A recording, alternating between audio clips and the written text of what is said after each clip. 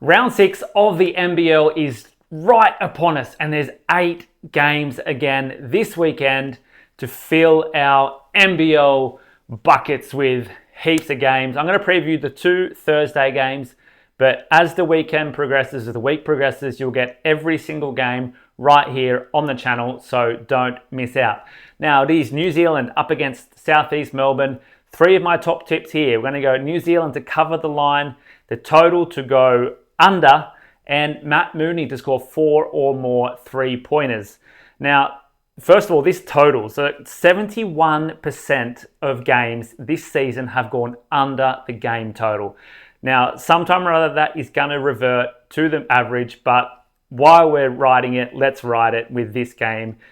This South East Melbourne team is still struggling to score, and with the tiredness of New Zealand, I'm expecting an under total. Now, South East Melbourne on the road are one of the worst teams in the NBL. They have only covered 9 of 23 games since the beginning of last year on the road. They are terrible. New Zealand have won 7 in a row at home and now have a back-to-back, if you want to call it that. They played their second game of last weekend and have spent the whole week at home. They will be well rested after their trip to the US, so expect them to take this victory. South East Melbourne are third last in opposition points per game, giving up 91.2.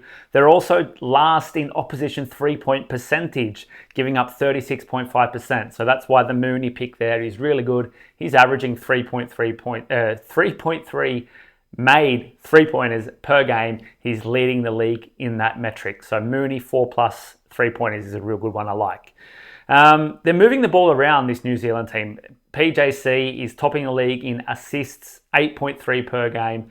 And as I said, the South East Melbourne defense just cannot run with these teams that like to throw the ball around and take those more opportune shots. So the 3 top picks in this game: New Zealand to cover the line. They are great at home. South East Melbourne are trash. Total to go under. South East Melbourne won't score on the road. And then Mooney 4+ 3-pointers in the game. Now it's time for game 2. The Illawarra Hawks up against Melbourne United. 2 heavyweights going at it on a Thursday night. I think Illawarra will continue to dominate here and they will extend their lead at the top of the ladder, giving Melbourne a kick up the butt. Now, Melbourne are the best defensive team in the league across the first 5 weeks of the season. But in their last 3 games, they have allowed over 90 points per game to their opposition. So they are struggling right now on defense. Against South East Melbourne last week in Throwdown 26, Geordie Hunter, Matt Hurt combined for 38 points against Melbourne. Now, Melbourne have come up against Darius Days, Sam Froling, Lockie Ulbrich, an Illawarra team that have the most points in the paint of anyone in the NBL. And I think they're going to struggle to contain these big men. And while these guys are down in there, they're creating space on the outside. Illawarra, one of the best 3-point shooters in the league as well. I think they'll find a balance in this game about how much 3-point shots to how much inside, and they'll just run over this Melbourne United defense. Darius Days, I've got a double-double for him, so the triple D. Double-double for Darius Days. It's a 4 Ds. And he is averaging a lot of points and a lot of rebounds. Take away his game that last week where he fouled out. So what I was going to say, he has 3 double-doubles in 6 games played so far this season. And like I said, the big man dominating against Melbourne, I think he'll get a double-double in this one. The line is -3.5, so take Illawarra to cover the line. And the total here is an interesting one. My predictive model has it coming in at 189 points, so a very high scoring game here.